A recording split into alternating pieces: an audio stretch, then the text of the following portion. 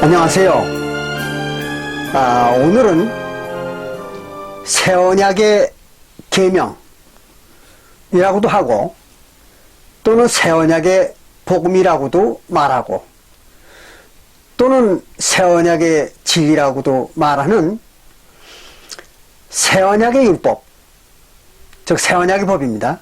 새 언약의 율법은 오직 성령만이 가르칠 수 있는 것이다 하는 문제를 가지고 여러분과 같이 성경을 살펴보는 시간을 갖겠습니다.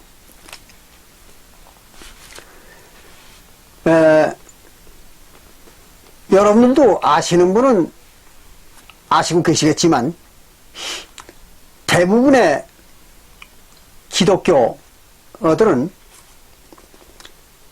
이 사실을 전혀 알지 못합니다.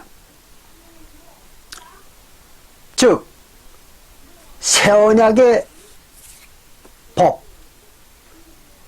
또는 새 언약의 계명이라고도 하고 또 새 언약의 진리 또는 복음이라고도 하는 그 새 언약의 법을 오직 성령만이 가르칠 수 있는 것이고 사람은 절대로 가르칠 수가 없다는 거. 이 문제에 대해서 전혀 기독교인들은 알지 못합니다. 그렇기 때문에 세상의 모든 기독교인들은 새 언약의 법을 사람에게서 배우고 또 사람들이 가르친다고 그렇게 알고 있는 거예요. 그래서 성령도 아니고 그냥 보통 사람인 무슨 교주라든지 또는 목사라든지 또는 신부라든지 뭐 이런 사람들한테서 새 언약을 배울 수 있다고 생각하는 거예요. 그리고 또 그런 사람들이 새 언약의 법을 가르쳐야 된다고 그렇게 착각을 하고 있습니다.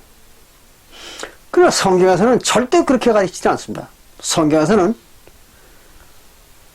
오직 새 언약의 법이라는 거, 즉 복음입니다. 새 언약의 진리요. 이것은 오직 성령만 가르칠 수 있는 것이고 사람은 절대로 가르칠 수 없다고 이렇게 아주 명백하게 기록을 하고 있어요. 이거 여러분들 아주 잘 아셔야 됩니다. 여러분들이 이걸 모르기 때문에 종교 사기꾼들한테 사기를 당하는 겁니다. 속아가지고 돈 뺏기고 인생 뺏기고 다 뺏기는 겁니다. 그래서 이 시간에는 그 계명이라고도 하고 복음이라고도 하고 진리라고도 하는 새 언약의 법, 이거는 오직 성령만 가르칠 수 있고 사람은 가르칠 수 없다는 거, 이걸 이제 성경을 통해서 증명해 드리려고 하는 것입니다. 먼저 구약시대의 이스라엘 신, 즉 성경에서 말하는 하나님입니다. 그 이스라엘 신이 예레미야 선지자를 통해 가지고 새 언약의 법에 대해서 말을 하고 있습니다. 예언한 거죠. 보시겠습니다. 예레미야 31장 31절부터 보면 거기 이제 여호와라는 이스라엘 신이 새 언약의 법을 세울 것에 대해서 예언합니다. 나 여호와가 말하노라. 보라, 날이 이르리니 때가 되면 내가 이스라엘 집과 유다 집에 새 언약을 세우리라. 그랬어요. 어디다 세운다고요? 이스라엘 집과 유다 집에 세운다 그런 거예요. 즉 이스라엘 나라와 유대 나라에다가 세우는 겁니다. 여러분들 이거 명백하게 아셔야 돼요. 그런 것이지 무슨 세계의 모든 인류에게 새 언약의 법을 세운 게 아닙니다. 그걸 잘 이해하셔야 돼요. 오직 이스라엘 신은 이스라엘 나라와 유대 나라 그 사람들하고만 새 언약을 세우는 거예요. 그걸 잘 아셔야 돼요. 그럼 그 사람들과 이스라엘 나라와 유대 나라하고 새 언약을 세운다는 얘기는 무슨 말이에요? 이스라엘 나라와 유대 나라만 새 언약을 지키라는 얘기죠. 그렇잖아요. 만약에 새 언약의 법을 갖다가 전 세계 인류가 다 지키기를 하나님이 바란다. 그러면 세계 인류와 더불어서 새 언약을 세워야 될 거 아니에요. 안 그렇습니까? 그런데 여기 보니까 명백히 이스라엘 나라하고 유대 나라하고만 새 언약을 세운다고 이렇게 얘기하고 있어요. 그러니까 세계 모든 민족들은 여기 해당이 없습니다. 그걸 잘 이해하셔야 됩니다. 근데 지금 어떻습니까? 기독교 애들 오히려 이스라엘 나라와 유대 나라는 지켜놓고 전 세계 모든 이방 민족들이 기독교라는 걸 만들어가지고 자기들이 구원받겠다고 또 자기들이 새 언약을 지킨다고 이렇게 난리들을 치고 있는 거예요. 그럼 그 사람들 뭐 하는 겁니까? 사기치는 거죠. 그렇잖아요? 여기 보세요. 엄연히 이스라엘 나라와 유대 나라에 새 언약을 세운다고 그랬지 어디 세계 인류 앞에 새 언약을 세운다는 말이 어디 있습니까? 이거를 갖다가 전 세계 모든 기독교 애들은 안 가르칩니다. 가르쳐가지고는 자기들이 사기를 칠 수가 없으니까. 그렇잖아요. 그래도 정신이 안 나십니까? 이해가 안 됩니까? 황당한 일이죠. 자, 그리고 그 뒤에 뭐라 그러는가 하면 나 여호와가 말하노라. 여호와가 누구예요? 이스라엘 신이죠. 근데 오늘날 기독교는 뭐라고 얘기합니까? 여호와가 전 세계 인류의 신이라는 거예요. 어처구니 없는 얘기를 하고 있는 겁니다. 속이는 거예요, 사람들. 그래서 나 여호와가 말하노라. 이 언약은 것이 무슨 언약? 새 언약이죠. 이 새 언약은 내가 그들의 열조의 손을 잡고 애굽 땅에서 인도하여 내던 날에 세운 것과 같이 아니할 것은 것이 이스라엘과 유대 사람들, 이스라엘 나라와 유대 나라 사람들의 조상, 그 조상들을 애굽에서 이끌어낼 때에 세웠던 언약과 다르다는 거죠. 그럼 그때 세운 언약이 무슨 언약입니까? 옛 언약이죠. 그렇잖아요. 시내 산에서 옛 언약을 세웠죠. 모세를 중보자로 해가지고 그것과 다르다는 거죠. 시내 산에서 세운 언약과는 다르다는 거예요. 그리고 내가 그들의 남편이 되었어도 이스라엘 민족과 유대 민족의 남편이 되었었다. 그럼 이스라엘 민족과 유대 민족은 하나님의 뭐였었다는 얘기입니까? 아내였던 거죠. 신부. 신부가 아니라 아내, 부인이었던 겁니다. 그래, 그렇게 했는데도 그들이 내 언약을 파하였음이니라. 그 옛 언약을 파해버렸어요. 파했다는 건 뭡니까? 언약을 파기했다는 거죠. 그럼 언약을 파기할 때는 어떻게 해야 됩니까? 일방적으로 어느 한쪽이 언약을 안 지키면 그 파기가 되는 거죠. 그렇지 않습니까? 그럼 누가 파기를 했다고요? 이스라엘 민족과 유대 민족이 파기한 겁니다. 지구의 모든 인류가 파기한 게 아니에요. 그 이스라엘 민족과 유대 민족의 조상들이 어떻게 파기를 했는가 하면 여러분들 잘 아시죠? 사무엘 때에 이스라엘 민족이, 즉 이스라엘과 유대 민족의 조상이죠. 조상들이 어떻게 했습니까? 하나님이 엄연히 있음에도 불구하고 하나님을 배척하고, 그리고 인간으로 하여금 왕을 만들어 세웠잖아요. 그게 누굽니까? 사울왕이죠. 사울이라는 인간으로 왕을 세웠던 거예요. 그 이전엔 누가 왕 노릇했습니까? 하나님이죠. 이스라엘 신이 이스라엘 민족의 왕 노릇을 했던 겁니다. 그런데 그걸 배척하고 인간으로, 즉 사울왕을 세웠던 겁니다. 그 하나님을 배척한 거죠. 그 언약을 파기한 거예요. 또 뿐만 아니라 솔로몬 시대에 와가지고는, 솔로몬의 아들 르호보암 시대에 와가지고는 북방 이스라엘을 갖다가 여로보암이 장악을 했죠. 이스라엘 나라의 12지파 중에서 10지파 반을 여로보암이 차지하고 북방 이스라엘을 만들었잖아요. 그러고는 어떻게 했습니까? 여호와를 배척하고, 그리고는 엘로힘이라는 거, 즉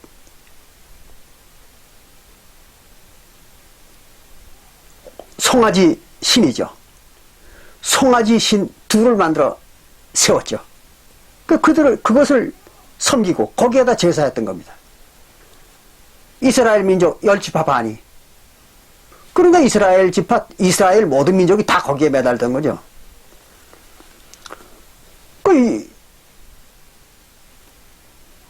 금송아지 둘을 만들어가지고,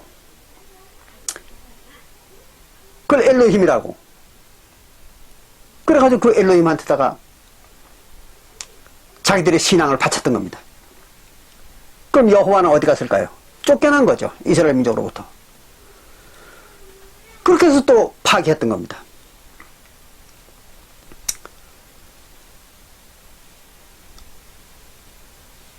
그 이와 같이 이스라엘 민족들이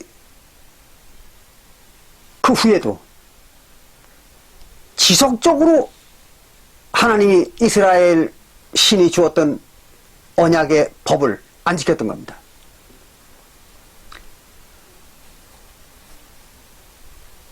그러니까 하나님을 이스라엘 민족의 왕자리에서 쫓아내버리고, 또 심지어는 여로보암 때에 와가지고는 여호와로 하여금 이스라엘 민족의 신의 자리까지 뺏었던 겁니다. 그래가지고 여호와를 배척하고 엘로힘이라는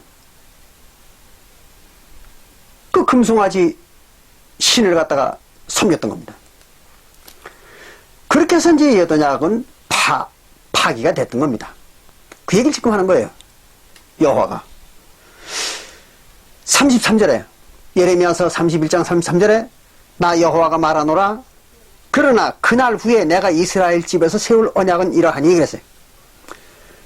그렇기는 하지만 내가 너희들과 또 이스라엘 민족과 다시 또 언약을 세우겠다, 그런 얘기입니다.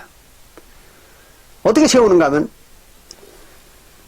내가 나의 법을, 여호와의 율법이죠, 율법을 그들의 속에 두며, 즉 이스라엘 민족의 속에다 두며 그 마음에 기록하여, 마음에 기록한다고 했습니다.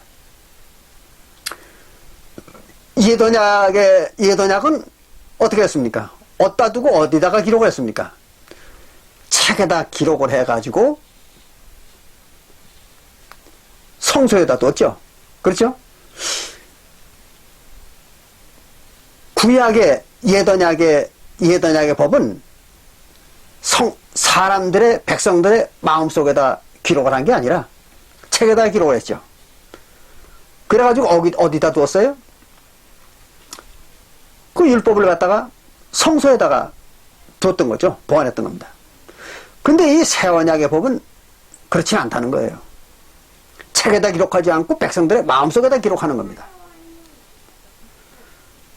그리고 어디다 보관하는가 하면 성소에다 보관하는 게 아니라 백성들의 마음속에다 보관한다는 거죠.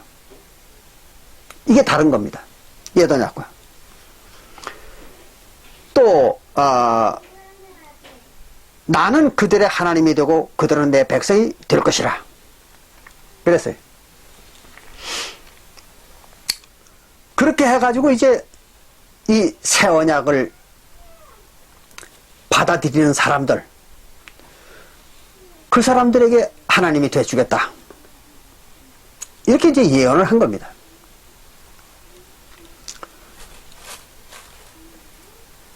그럼 과연 이 예언이 실제로 그렇게 이루어졌는가? 그건 우리가 사도 바울이 기록한 히브리서를 읽어보면 알 수가 있습니다. 보겠습니다. 히브리서 8장 7절부터 봅니다. 그럼 거기 사도 바울이 이렇게 기록을 했습니다. 첫 언약이 무흠하였으면, 그러니까 첫 번째 언약, 즉 옛 언약이죠. 옛 언약이 흠이 없었다면, 완전했더라면 그 말입니다. 둘째 것을 요구할 일이 없었으려니와, 첫 번째 언약, 즉 옛 언약이 완전했더라면 뭐 두 번째 또 새로운 언약을 만들 필요가 뭐 있겠느냐 그런 얘기죠. 그 말은 첫 번째 옛 언약은 흠이 많았다, 불완전했다는 거죠. 그래서 완전한 새 언약을 하나님이 만들었다, 그런 얘기입니다. 그런데 자기가 하나님이 새 언약을 만들면서 뭐라고 얘기했는가 하면 8절에 저희를 허물하여 일렀을 때 주께서 가라사대, 즉 하나님 이스라엘 신이 말하기를 볼지어다 날이 이르리니 내가 이스라엘 집과 유다 집으로 새 언약을 세우리라. 아까 우리가 예레미야서 31장 31절부터 본 그 얘기죠. 또 주께서 가라사대 내가 저희 열조들의 손을 잡고 애굽 땅에서 인도하여 내던 날에 저희와 세운 언약과 같이 아니하도다. 뭐가 새 언약이? 저희는 내 언약 안에 머물러 있지 아니하므로, 언약에 머물러 있지 않고 튀쳐나갔다는 얘기죠. 탈출해버린 겁니다. 하나님과의 언약에서. 이스라엘 백성들이 그 얘기예요. 내가 저희를 돌아보지 아니하노라. 그래서 이스라엘 민족이 다 망하도록 내버려 뒀다는 얘기죠. 10절에 또 주께서 가라사대 그날 후에 내가 이스라엘 집으로 세울 언약이 이것이니 내 법을 저희 생각에 두고 저희 마음에 이것을 기록하리라. 조금 전에 말씀드렸죠? 예. 나는 저희에게 하나님이 되고 저희는 내 백성이 되리라. 또 각각 자기 나라 사람과 각각 자기 형제를 가르쳐 이르기를 하나님을 알라 하지 아니할 것은 저희가 작은 자로부터 큰 자까지 다 나를, 즉 하나님을 알미라. 이 새 언약만 지키면 하나님을 다 안다는 거예요. 그리고 12절에 내가 저희 불의를 긍휼히 여기고, 그렇습니다. 불의가 뭡니까? 율법을 지키지 않는 행위죠. 그러니까 율법을 지키지 않는 행위를 불쌍히 여긴다는 거죠. 그걸 책망하기 이전에 불쌍히 여기겠다는 거예요. 그리고 저희 죄를 다시 기억하지 아니하리라 그랬습니다. 그럼 그들이 지은 죄, 언제 지은 죄입니까? 구약시대에 지은 죄죠. 옛언약 때에 지은 죄를 다시는 기억하지 아니라, 기억하지 않겠다, 하나님께서 하셨느니라 이랬어요. 그러니까 죄를 용서해 주겠다는 얘기죠. 그러면 결국은 새 언약 때에 죄를 용서해 주는 거죠. 옛 언약 때에 지은 죄를 용서해 주는 겁니다. 그렇잖아요? 과연 그런가? 보겠습니다. 히브리서 9장 15절부터 봅니다. 히브리서 9장 15절에 여기 사도 바울이 이렇게 기록했습니다. 이를 인하여 그는 새 언약의 중보니, 누가? 예수님이 새 언약의 중보, 즉 중개인이라는 얘기죠. 하나님과 백성 사이에, 이스라엘 백성 사이의 중개인입니다. 그래서 중본이 이 첫 언약 때에 그랬어요. 이는 첫 언약 때. 첫 언약이 언제입니까? 구약 때죠. 옛 언약 때.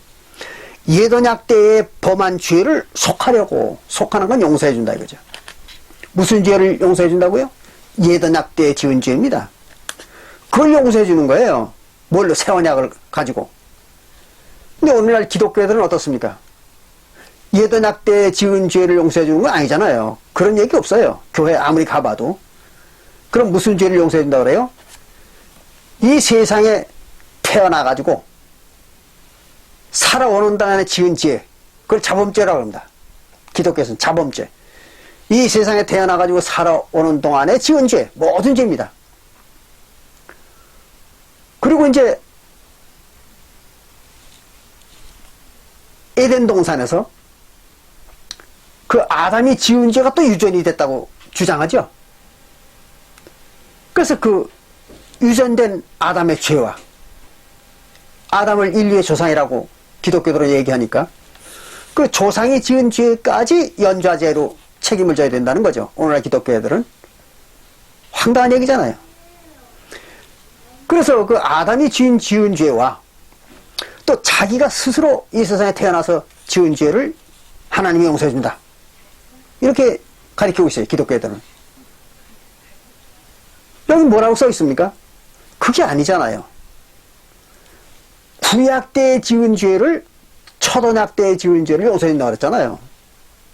그럼 오늘날 기독교회들이 주장하는 것과 성경에 기록되어 있는 것과는 전혀 다르잖아요. 엄연히 여기 히브리서 9장 15절에 보니까 첫언약 때에 지은 죄입니다. 구약 때. 구약 때에 지은 죄를 신약 때 예수님이 오셔가지고 용서해 주는 거예요. 신약 때에 지은 죄를 용서해 주는 게 아닙니다. 또 사람이 태어나서 성장하고 살아오는 동안에 지은 죄를 용서해 주는 게 아니에요. 이걸 아주 명백하게 아셔야 됩니다. 오늘날 기독교애들은 어때요? 그거를 무슨 아담의 유전된 죄와 또 자범죄라고 해가지고 자기가 이 세상에 태어나가지고 살아온 동안에 지은 죄를 용서해 준다고 이렇게 가르치잖아요. 완전히 사기꾼들이죠. 여기 그런 말이 어디 있습니까? 구약 시대에 지은 죄죠. 용서받는 것은. 그럼 오늘날 한국 사람들이나 전 세계 이스라엘 민족을 제외한 나머지 인류가, 전 세계 인류가 구약 시대에 죄를 졌었을까요? 그건 말이 안 되는 얘기죠. 구약 시대에 하나님의 법을 받은 사람들은 누굽니까? 이스라엘 백성들밖에 없잖아요. 그럼 이스라엘 백성들이 죄를 졌지 전 세계 인류가 언제 죄를 졌습니까? 이스라엘 신 앞에. 황당한 얘기들 하고 있는 거예요. 그래도 기독교에 다니는 사람들이 이걸 맨날 읽으면서도 이게 무슨 말인지 모르는 겁니다. 어처구니 없는 얘기잖아요. 자 보십시오. 첫 언약 때, 즉 옛 언약 때입니다. 옛 언약 때 범한 죄를 용서해 주려고 누가 예수님께서 용서해 주려고 죽으셨다 그랬어요. 예수님이. 그리고는 부르심을 입은 자로 하여금 영원한 기업의 약속을 얻게 하려 하심이니라. 부르심을 입은 자가 누구예요? 택함을 받은 자 그 말이에요. 택함을 받은 자로 하여금 기업을 얻도록 하늘나라 기업을 얻도록 하신다 그런 얘기입니다. 완전히 다른 얘기가 되잖아요. 오늘 기독교회들이 가르치는 얘기와 이 성경에 기록되어 있는 얘기가 전혀 다른 얘기 아닙니까? 그렇잖아요? 이래도 기독교를 쫓아다니겠습니까? 정신들 차리시라고요. 정신들 차리세요. 자, 그리고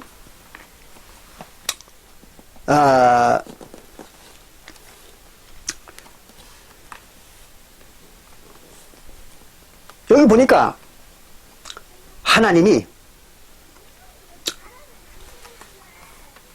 자기가 하나님 스스로 이스라엘 백성들로 하여금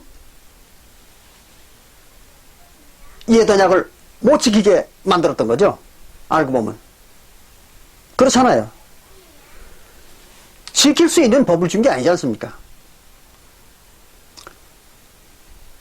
그래서 하나님은 이렇게 얘기를 하고 있습니다. 보십시오. 이사야서 46장 9절부터 봅니다. 이사야서 46장 9절에 보면은 이런 말을 기록했습니다. 이스라엘 신이 뭐라 하냐면, 너희는, 이스라엘 민족에게 하는 말입니다. 너희는 옛적 일을 기억하라. 지난 옛날에, 이건 이사야서니까 이사야서를 기록할 때 하고 이스라엘 민족이 형성될 때 하고는 적어도 약 1500년의 기간이 격해 있는 거죠. 그러니까 지난 400~500년 동안의 일을 생각해 보라는 얘기예요. 네. 이스라엘 민족들 한 얘기입니다. 기억하라. 나는 하나님이라.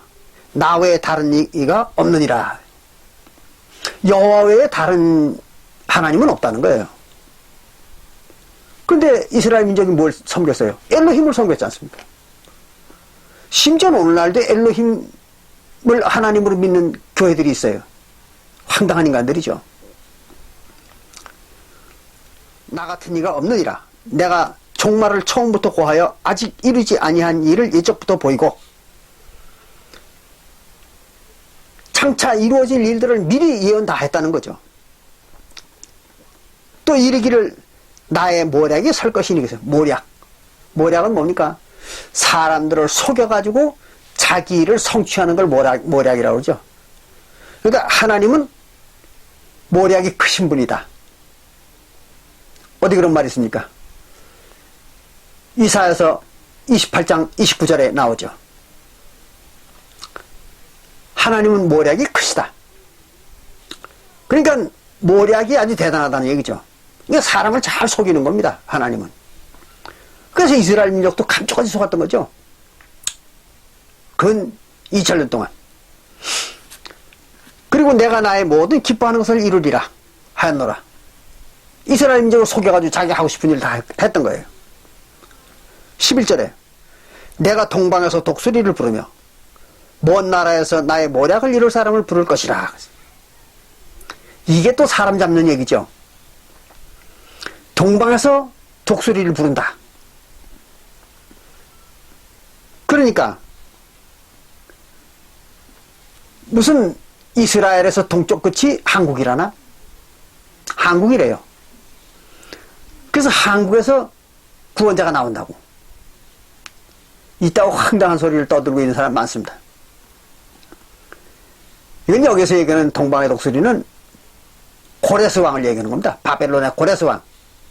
왜냐하면 이사야서는 이스라엘 민족, 즉 유대 민족이죠. 유대 나라가 바벨론의 포로를 잡혀갈 일에 대한 예언을 한 책이거든요. 이사야서는. 그 여기에서 얘기하는 이 동방의 독수리는 바로 이제 바벨론에 포로되어 갔던 유대인들을 갖다가 석방해줘서 그들을 이제 놓아주어가지고 조국으로 돌려보내는 그 고레스 왕에 대한 얘기예요. 그래서 고레스 왕을 갖다 하나님이 뭐라 했습니까? 고레스 왕은 나의 종 선지자다 그랬잖아요. 그 얘기입니다. 그래서 동방의 독수리를 부르며 먼 나라에서 나의 모략을 이룰 사람을 부를 것이라. 먼 나라 바벨론이죠. 바로 바벨론에서 하나님의 뜻을 이룰 사람이 나온다는 얘기예요. 그게 고레스 왕이죠. 내가 말하였은즉 정령 이룰 것이요 경영하였은즉 정령 행하리라.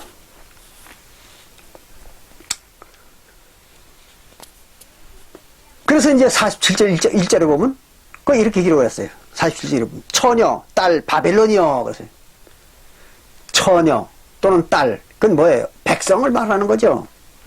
그러니까 바벨론 처녀, 바벨론 딸, 그 말은 뭐예요? 바벨론 백성, 그런 얘기입니다. 그래서 바벨론이여 내려 티끌에 앉으라. 티끌에 앉으라는 건 뭐예요? 땅에 앉으라는 얘기는 땅이 되라는 얘기죠.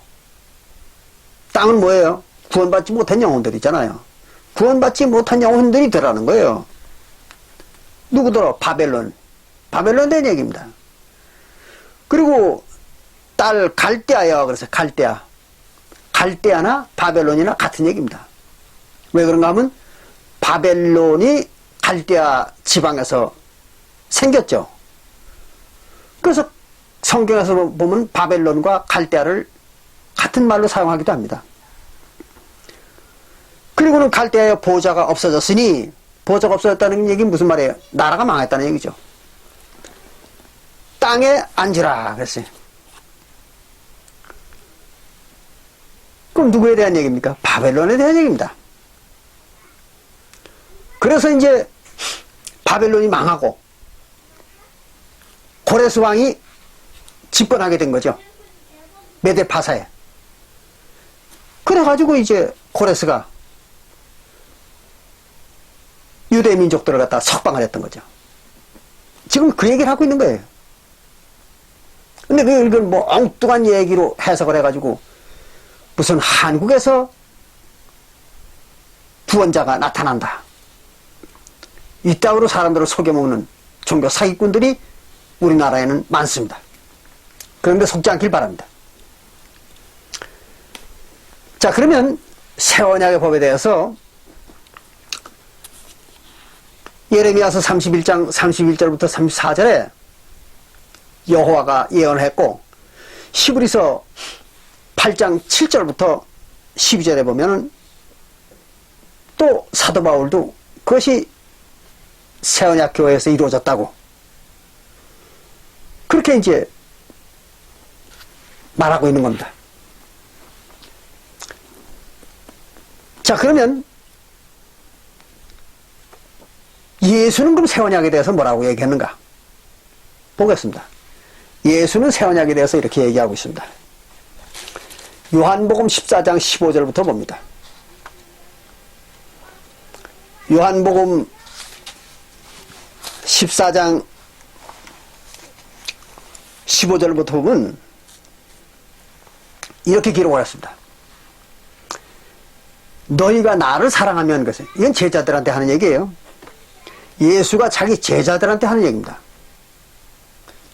유대인들이나 전 세계 인류에게 하는 말이 아닙니다. 이건 예수가 자기 제자들에게 하는 말이에요. 이걸 아주 명확히 이해하셔야 됩니다. 그러니까 너희가 하는 말은 누구예요? 예수님의 제자들을 보고 하는 얘기죠. 예수님의 제자들이 나를 사랑하면, 즉 예수를 사랑하면 나의 계명을 지키라. 예수를 사랑하면 예수의 계명을 지킬 것이다. 그런 얘기입니다. 그리고는 이제 이때는 예수가 계명을 안 줬잖아요. 제자들한테. 계명을 주기 전 얘기입니다. 그래서 이제 이렇게 얘기하는 겁니다. 16절에 내가 아버지께 구하겠으니, 즉 하나님 아버지한테 구하겠다. 그렇게 구하겠으니 그가, 즉 하나님이 또 다른 보혜사를 너에게 주사. 다른 보혜사를 준다. 보혜사는 뭡니까? 보혜사는 이스라엘 민족, 즉 유대인들이죠. 유대 민족을 갖다가 보호해 줄 수 있는 보호령이죠. 저 보혜사라는 건 보호해 주는 자, 그런 얘기입니다. 그러니까 유대 민족을 보호해 줄 사람 또는 보호해 줄 신, 그걸 보혜사라고 하는 거죠. 그래서 보혜사를 너희에게 주사 영원토록 너희와 함께 있게 하시리니 그랬습니다. 이걸 잘 이해하셔야 됩니다. 보혜사를 하나님이 주시는데 그 보혜사가 영원토록 예수님의 제자들과 같이 산다는 거예요. 이걸 잘 이해하셔야 됩니다. 예수님의 제자들이 그 보혜사와 같이 영원히 산다는 거죠. 그러니까 예수님의 제자들로부터 보혜사는 절대 안 떠나는 거죠. 영원히 같이 사니까. 이걸 잘 기억하셔야 돼요. 그리고 저가 누구예요? 보혜사죠. 그 보혜사는 진리의 영이라. 그래서 진리의 영. 진리를 가르쳐주는 영입니다. 그럼 진리를 가르쳐주는 영이니까 바로 진리의 성령이죠. 그 진리의 성령이 보혜사예요. 그리고 진리의 성령이 유대민족의 보혜사인데 그들이 예수님의 제자들과 영원히 같이 산다는 거죠. 헤어지지 않는 거예요. 이걸 잘 기억하셔야 됩니다. 어떻게 영원히 사는가 하면은 영원히 같이 살려면 어떻게 돼야 돼요? 한 몸이 돼야죠. 따로따로 살아가지고는 영원히 같이 살 수가 없잖아요. 그러니까 한 몸이 되는 거예요. 영이 하나가 되는 겁니다. 네. 그래서 진리의 영이라 세상은 능히 저를 받지 못하나니 뭐를? 진리의 성령을 못 받는 거죠. 누가? 세상. 여기서 세상이라고 얘기하면 뭐라고요? 지구의 모든 인류를 말하는 게 아니에요. 세상 그러면 이스라엘 시대에는 이스라엘 나라를 세상이라고 그랬고 유대 나라 시대에는 유대 나라를 세상이라고 그런 거예요. 그런 것이지 무슨 지구 전체를 말하는 게 아닙니다. 그래서 이 유대 나라 사람들은 그 진리의 성령을 받지 못한다는 거죠. 그리고 누구만 받아요? 예수님의 제자들만 받는다는 거죠. 그 얘기를 하는 겁니다. 그리고 이는 저를 보지도 못하고 알지도 못함이라. 그 진리의 성령을 보지도 못하고 알지도 못한다 이거예요. 누가? 유대 민족들이, 즉 유대 나라가. 유대 나라 사람들은 성령을 보지도 못하고 알지도 못하는 거죠. 그럼 누구만 보고 누구만 아는 겁니까? 바로 예수님의 제자들만 알고 예수님의 제자들만 보는 거죠. 이거 잘 이해하셔야 돼요. 자, 그러면 그와 같은 유사한 말이 또 한 두 군데 더 있습니다. 같이 보겠습니다. 그 밑에 요한복음 14장 26절에 보면 거기도 그렇게 말했어요. 보혜사 곧 아버지께서 내 이름으로 보내실 성령 그가 너희에게 모든 것을 가르치시고 내가 너희에게 말하는 모든 것을 생각나게 하시리라. 유대인들에게 뭘 가르친다고요? 진리를 가르치는 겁니다. 누가? 보혜사가. 이걸 잘 아셔야 돼요. 그러니까 성령 보혜사가 진리 가르치는 겁니다. 사람 가르치는 게 아니에요. 근데 성령 보혜사는 성령 보혜사인데 이름이 뭐라고요? 무슨 이름으로 오는 사람? 나의 이름으로 했습니다. 예수님이 내 이름으로 오고 말입니다. 그럼 성령 보혜사 이름이 누구예요? 예수죠. 이걸 잘 아셔야 됩니다. 성령 보혜사의 이름은 예수입니다. 그러면 하나님의 아들의 이름은 뭐예요? 예수죠. 그러니까 아들도 예수고 성령 보혜사도 성령도 예수입니다. 근데 오늘날 기독교들은 어때요? 모든 기독교들은 성령에는 이름이 없다고 생각하는 거예요. 그래서 침례 줄 때 뭐라 그래요? 성자 예수, 성령 보혜사의 이름으로 침례를 준다. 그러죠? 성령의 이름을 모르니까. 근데 여기 뭐라고 됐어요? 성령의 이름이 예수라고 나와 있잖아요. 이게 눈에 안 보이는 거예요. 기독교 애들은. 그러니까 성자 예수, 성령도 예수. 그렇죠? 성자 예수, 성령 예수의 이름으로 침례를 주노라. 이렇게 해야죠. 또 아버지의 이름은 뭡니까? 아버지 이름도 예수잖아요. 신약시대에 와가지고. 그래서 요한복음 10장 30절에 요한복음 8장 30절에 뭐라 그랬습니까?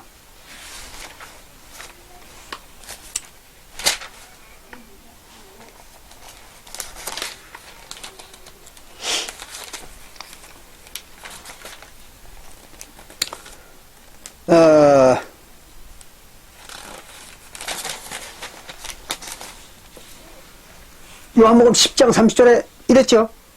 나와 아버지는 하나이니라.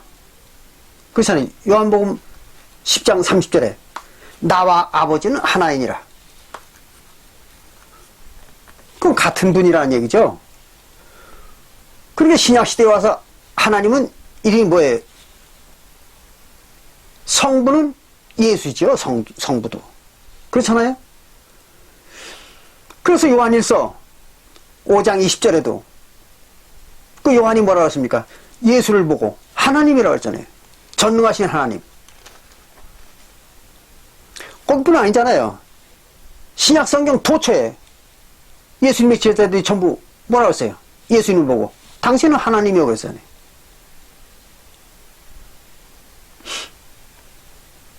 요한복음 20장 28절에 그렇죠?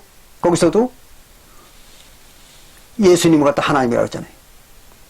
그 예수님이 하나님 아버지예요. 그러니까 예수님께서 아버지와 아들과 성령의 이름으로 침례줘라. 마태복음 28장 19절. 그렇죠? 마태복음 28장 19절에서 예수님이 아버지와 아들과 성령의 이름으로 침례줘라 했는데 예수님의 제자들은 무슨 이름으로 침례줬어요? 예수 이름으로만 침례를 줬잖아요. 사도행전 2장 38절과 사도행전 8장 16절과 사도행전 10장 48절에 엄연히 예수 그리스도의 이름으로 침례 준다고 이렇게 되어 있잖아요. 그렇잖아요. 그 예수라는 이름으로 침례 주는 거예요. 왜? 예수 이름이 아버지요 아들이요 성령이기 때문에.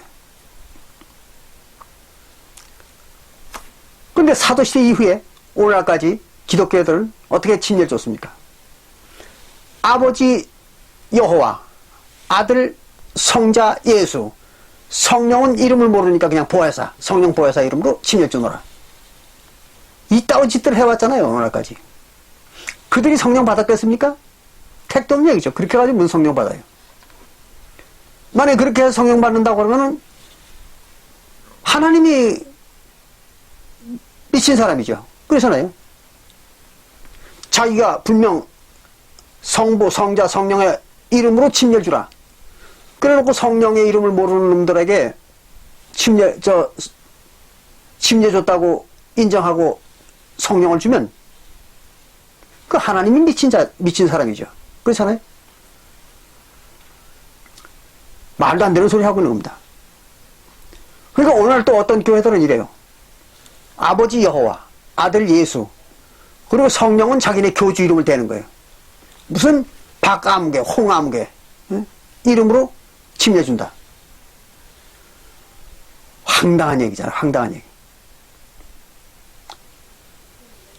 언제나 어느 시대를 막론하고 아버지와 아들과 성령은 이름이 같은 겁니다.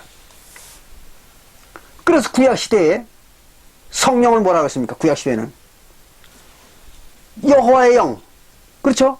여호와의 신 그랬잖아요. 구약시대에는. 구약시대에는 하나님도 여호와고 성령도 여호와였죠. 그래서 여호와의 영, 여호와의 신 그렇게 얘기했던 겁니다. 그런데 구약시대에는 뭐가 없었어요? 아들이 없었던 거죠. 그래서 아들의 이름은 없었던 거죠. 구약시대. 그래서 하나님 아버지는 여호와, 또 성령의 이름도 여호와 그렇잖아요.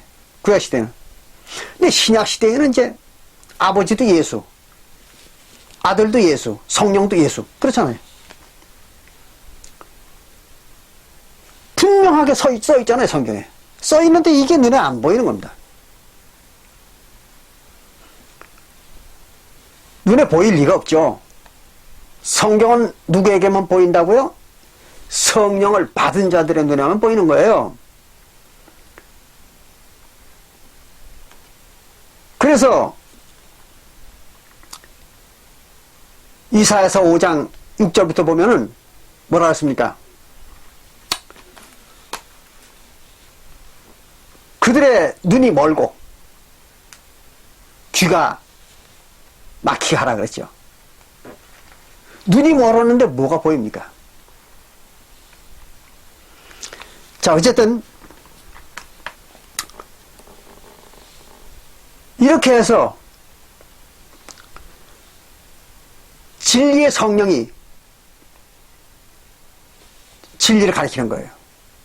진리의 성령만이 진리를 가리킬 수가 있는 겁니다. 인간은 절대로 새 언약의 진리를 가르칠 수가 없어요.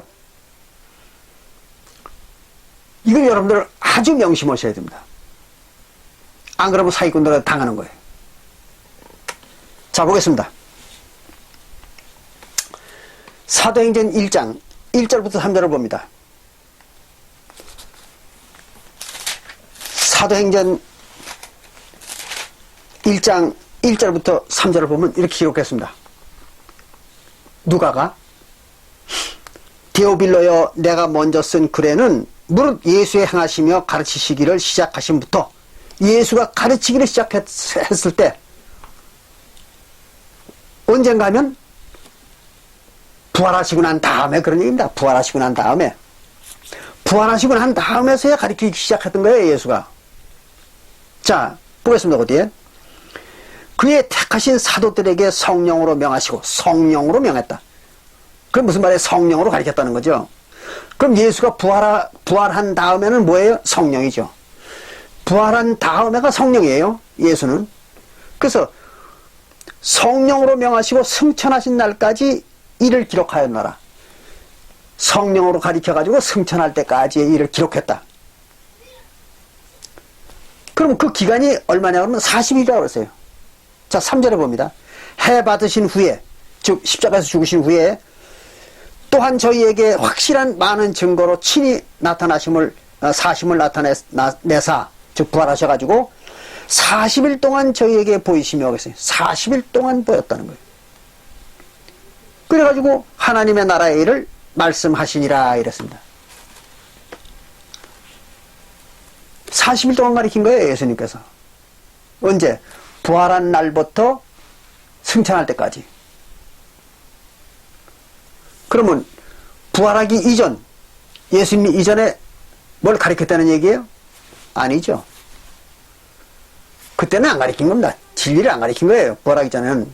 왜? 성령으로 모시지 않았으니까.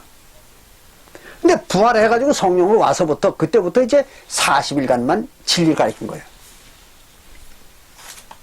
그때는 성령이니까. 그래야 예수가 약속이 맞는 거죠. 성령 보혜사가 와가지고 모든 진리를 가르친다. 요한복음 14장 26절 또 요한복음 16장 13절 그렇잖아요. 그래야 이 말이 맞는 거죠. 진리의 성령이 와야만 가르치는 겁니다. 뭘 가르쳤을까요? 새 언약의 법이죠. 딴 건 뭐 가르칠 필요가 없잖아요.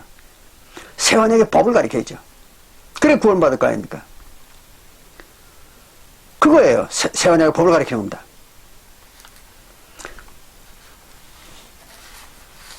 자, 그리고 뭐라고 그랬는가 하면 4절에 사도행전 1장 4절에 지난번에도 읽어봤죠?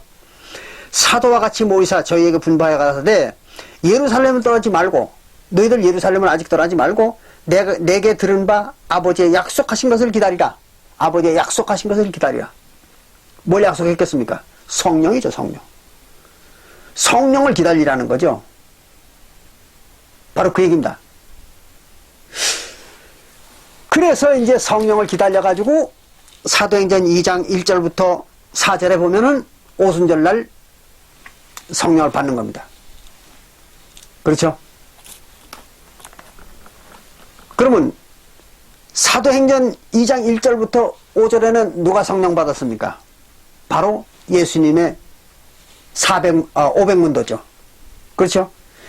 예수님의 제자들의 500문도가 이때 성령을 받은 겁니다. 그리고 예수님이 부활해가지고는 누구에게 가르쳤습니까? 40일 동안? 사도들에게 가르친 거죠. 이걸 잘 구분하셔야 돼요. 사도들에게 사도행전, 요한복음 20장 22절부터 보면은 그걸 가르치기 시작하잖아요. 성령을 주고. 성령을 주어 놓고 가르치는 겁니다. 성령으로. 그리고는 이제 오순절날, 이때는 이제 모든 예수님의 500문도에게 다 주는 거예요. 성령을.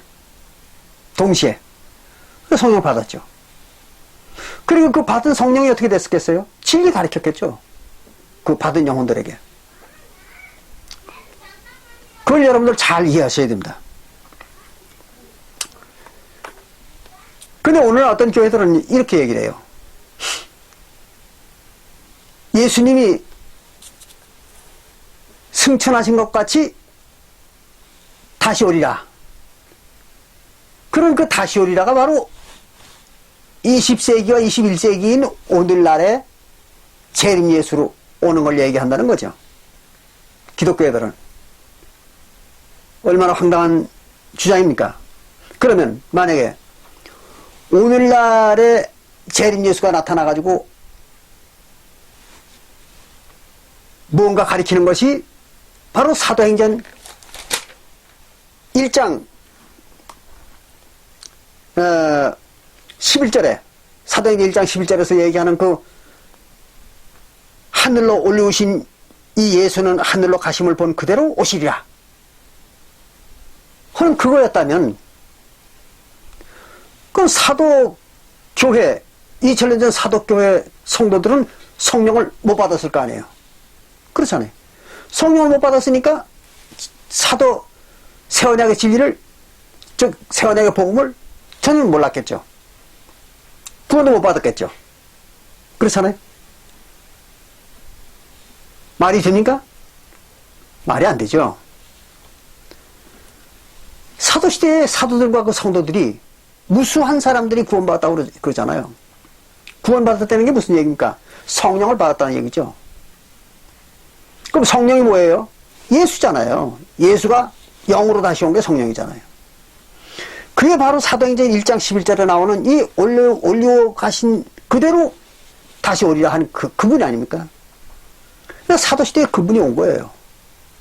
올라가신 그 모습대로, 즉 성령으로 승천했으니까 성령으로 온다는 얘기죠. 그럼 성령으로 언제 왔어요? 오순절날 온 거잖아요. 다시 오순절날 온 겁니다. 그래서 예수님의 제자들과 같이 이제 한 영이 되어버린 거죠. 그래서 한 영이 되어가지고 영원히 같이 사는 거죠. 그 말이 누차 얘기하지만 고린도전서 6장 17절에 나오잖아요. 고린도전서 6장 17절에 그리스도와 합한 자는 한 영이라. 한 영이 되는 거예요. 그래 영원히 같이 살죠. 이렇게 해서 바로 이제 오순절날 성령을 다 받았던 거예요.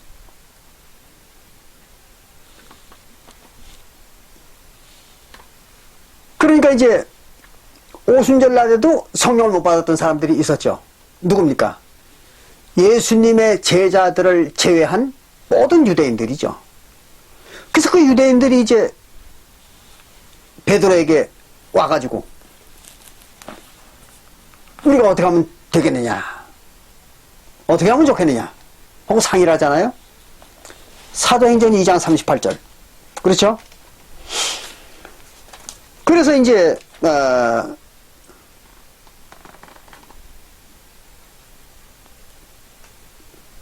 그 유대인들이 베드로와 다른 사도들에게 와서 물어보기를, 형제들아 우리가 어찌할꼬, 우리는 어떻게 하면 되겠느냐. 그러니까 베드로가 이제 그들에게 말하죠. 뭐라고 얘기합니까? 회개하고 각각, 그 말이에요. 단체가 아닙니다. 단체로 하는 게 아니에요. 침례는 각각 하는 거예요. 각각 예수 그리스도의 이름으로 침례를 받고 있습니다. 그 각각 예수 그리스도의 이름으로 침례를 받더라는 거예요. 사도행전 2장 38절에. 그리고 죄사함을 얻으라 그랬습니다. 침례를 받고 난 다음에 죄사함을 얻으라는 거예요. 그러면 성령을 선물로 받으려니 얘기했습니다. 그러면 성령 받는다. 성령이 뭐예요? 영생이죠. 영생을 받는 거예요. 즉 복음입니다. 진리고 계명입니다. 성령이 계명이에요. 사도시대에는. 그리고 그게 진리입니다. 그리고 영생이고. 그렇잖아요. 아주 간단한 거죠. 예수 그리스도의 이름으로 침례 받고 죄사함을 받으라는 거예요. 그 죄사함은 어떻게 받는 겁니까? 여러분들 지난번에 한번 배웠죠? 마태복음 26장 26절부터 28절에 예수의 살과 피를 상징하는 멜기세덱의 반차를 쫓는 제사장들이 축사한 떡과 포도주를 가지고 뭘 하는 겁니까? 화목제를 지내는 거죠.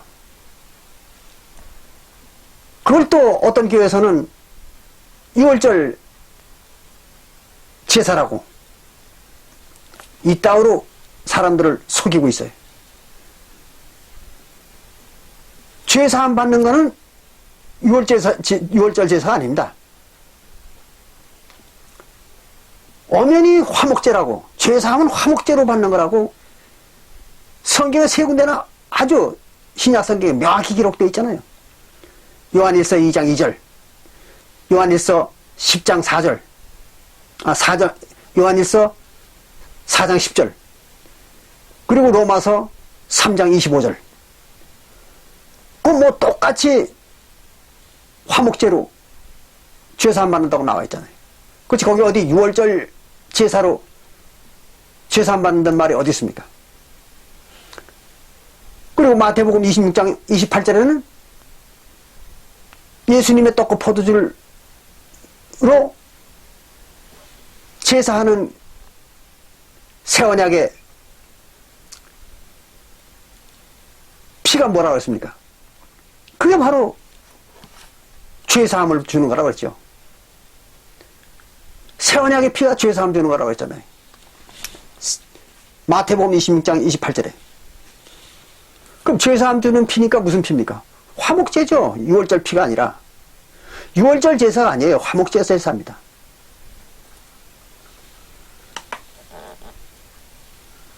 그렇게 성경에 엄연히 써 있는데 이거 사람들을 속이는 거예요. 사기꾼들이. 지식도 없으면서 되고 말고 말을 만들어가지고 사람 속이는 겁니다. 자, 여기까지 보니까 어때요?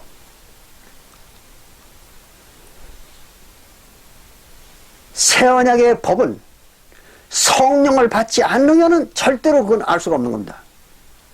새 언약의 법이라는 건 성령만이 가리키는 거예요. 인간은 못 가리키는 겁니다.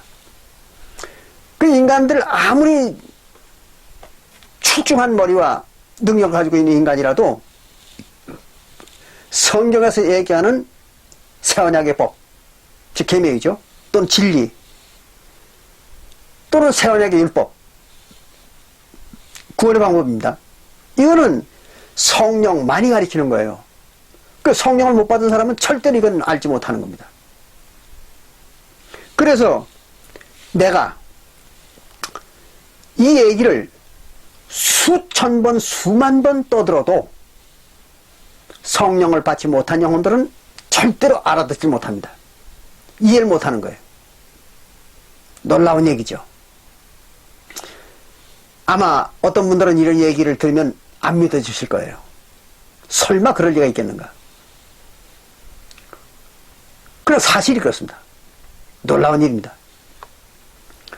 절대로 성령을 받지 못한 영혼들은 이걸 이해 못합니다. 우선 쉬운 예로다가 엄연히 죄사함은 화목제로 받는 거라고 써있잖아요, 성경에. 요한일서 2장 2절, 또 요한일서 4장 10절, 또 로마서 3장 25절. 엄연히 써있잖아요. 화목제로 죄사함 받는다고. 그런데 일반 모든 기독교회들은 어때요? 화목제 가지고 죄사함 받는다는 얘기는 상상도 못하는 거예요. 그런 건 들어본 적이 없습니다. 들어봐야 믿어지지도 않고. 또 하나님에게 안사온 증인이라는 교회는 어떻습니까? 6월절 가지고 구원받는다는 거예요. 6월절 제사를 통해서 죄사함 받는다는 겁니다.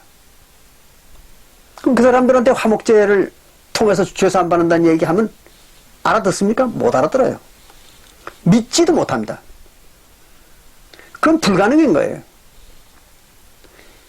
이렇게 하나님의 성령이 하시는 일은요, 절대적인 것입니다. 놀라운 일이죠. 근데 사실이에요. 그러니까 사도시대 이후에 교회를 만든 사람들, 보통 일반 기독교에서 얘기하는 교부들입니다. 교부들. 사도교회 이후에, 즉 2세기 이후에 지중해 연안에서 교회들을 만든 교부들, 그 다 인간들이잖아요. 그렇기 때문에 그들은 새 언약의 법을 몰랐던 겁니다.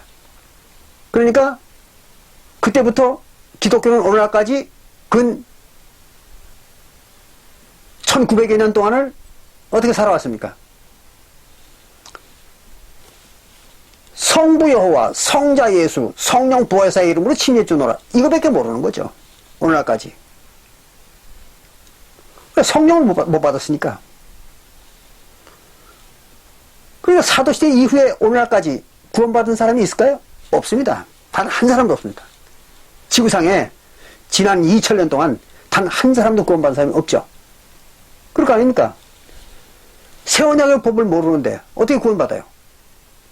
또 예수의 이름으로 침례를 준 교회가 한 교회도 없는데 오늘날까지 전부가 교부들의 시대부터 오늘날까지 지구상에 존속했던 모든 교회들은 다 성부 여호와, 성자 예수, 성령 보혜사 이름으로 침례를 주었는데 어떻게 구원을 받았겠습니까?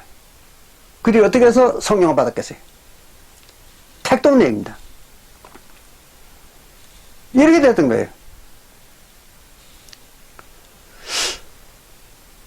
이래서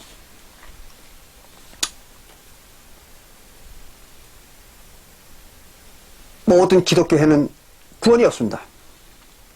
성령이 없습니다.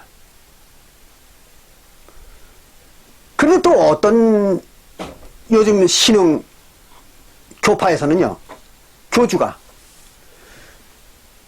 지가 무슨 성령이라고 그래요. 그리고 지가 보혜사라고 합니다. 그런 어처구니 없는 사기꾼들이 아주 무수히 많이 나타났습니다. 그러면 지가 성령이고 지가 보혜사라고 하려면 어떻게 되겠습니까?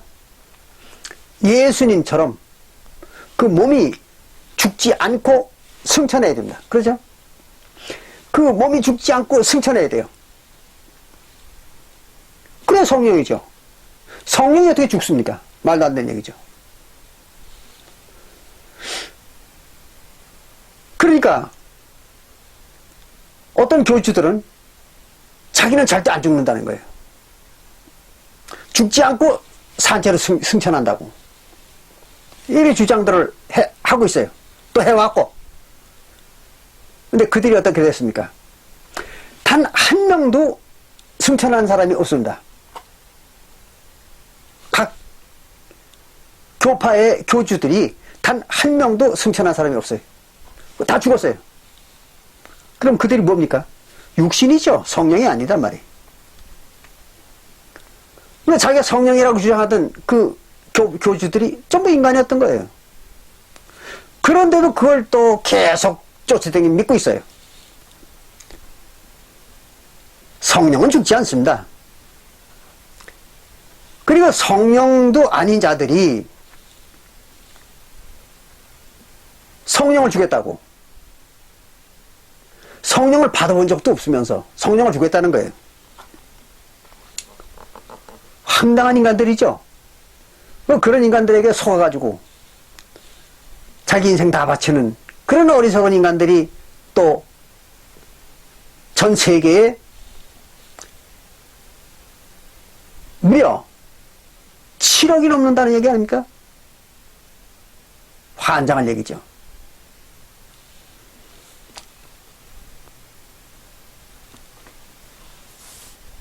그 전 세계의 기독교인 숫자가 얼마입니까?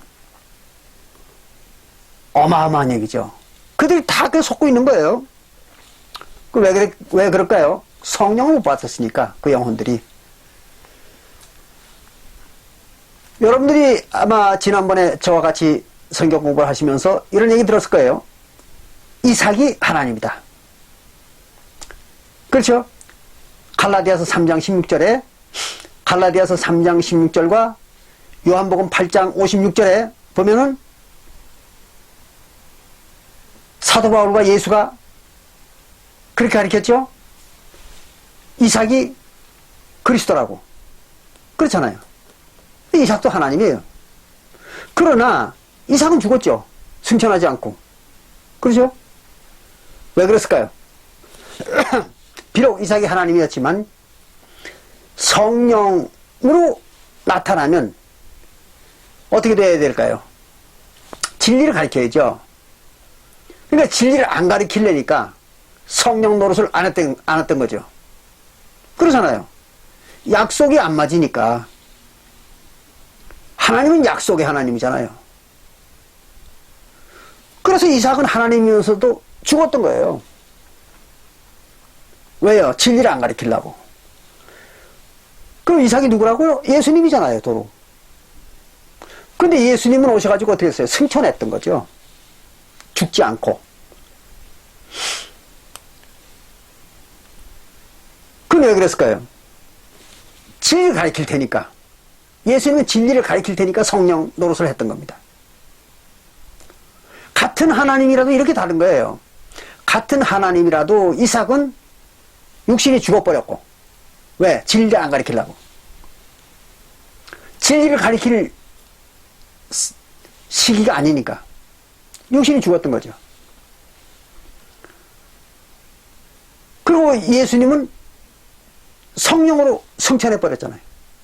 왜? 진리를 가르쳐야 되니까. 그래서 진리는 오직 성령만 가르치는 겁니다. 그러면 인간들은 가르칠 수가 없어요. 그러니까 오늘날 교회들을 무슨 교주다, 목사다, 신부다 하는 그런 인간들에게서 진리를 배울 수가 있을까요? 없습니다. 그들은 진리를 알 길이 없는 거죠. 진리를 또 가르칠 수도 없는 거예요. 진리 누구만 가르친다고요? 오직 성령만 가르치는 겁니다. 여러분들 잘 아셔야 돼요. 그럼 오늘날 성령이 나타나는 일이 없잖아요. 진리가 없는 겁니다. 그럼 어떤 사람이 이런 얘기를 할 거예요. 당신은 그럼 어떻게 해서 진리를 아느냐? 그렇게 얘기를 하겠죠. 우리는 지금 이 진리를 배운 게 아닙니다. 제가 누차 얘기하지만 2000년 전 사독교회 시대에 구원받은 영혼들이 환생하는 겁니다. 그래서 오늘날 우리가 찾는 사람들은 바로 그런 사람들입니다. 2000년 전 사도시대에서 성령을 받고, 그리고 이제 이 시대에 특별한 사명이 있어서 환생을 한 영혼들이 있습니다. 그들은 알아요. 왜? 성령을 받은 영혼들이니까. 그들은 이 새 언약의 법을 대번 압니다. 이걸 듣거나 보면은 그 영혼들은 깜짝 놀랍니다. 그리고 그날부터 밤잠을 못 자요. 왜 그럴까요? 여러분들 몇십 년 전 잃어버렸던 자기 아버지나 또는 가족을 발견했다면 여러분들 잠 자겠습니까? 잠 못 자죠? 그렇잖아요. 근데 또 하기는 그 기쁨도 오래가지는 못합니다. 처음에는 막 흥분하고 아주 밤잠을 못 자죠. 다 그렇잖아요. 근데 이제 시간이 좀 지나면 그것도 또 시들해집니다. 그렇죠? 우리나라 사람들이 이산가족 상봉이라는 거 하잖아요. 근데 그 사람들이 이산가족이 상봉할 때는 보면 울고불고 난리 칩니다. 너무 반가워가지고 몇십 년 만에 만나니까 아들, 딸들, 또 부모와 같이 상봉을 합니다. 또는 형제간에 상봉을 합니다. 그럼 뭐 눈물을 펑펑 쏟고 난리를 치죠.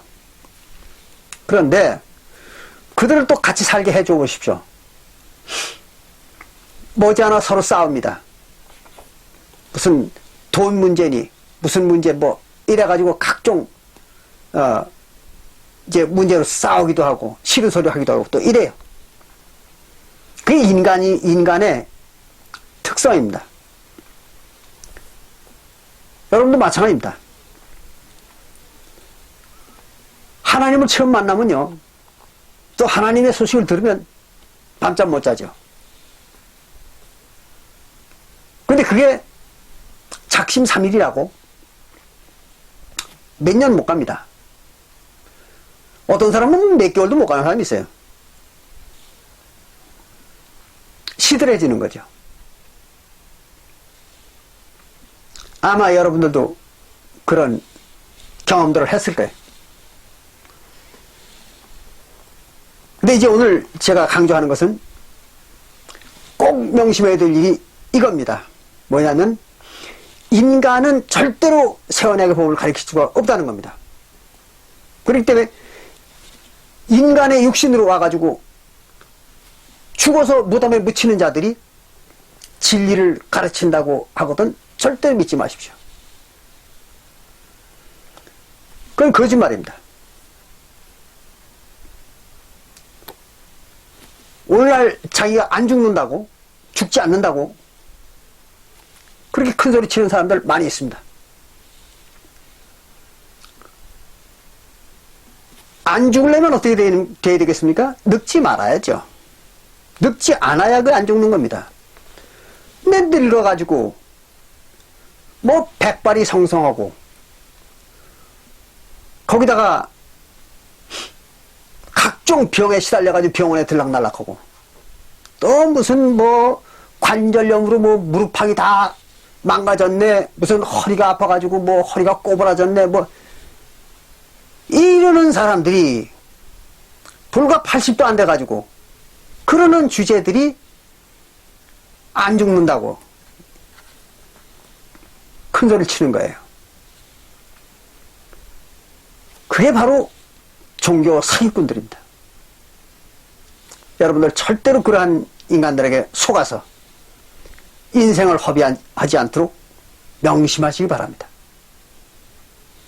그래서 오늘은 진리는 세원약의 복음, 즉 예수님의 계명은 오직 성령만이 가르치는 거지 인간은 가르칠 수가 없다.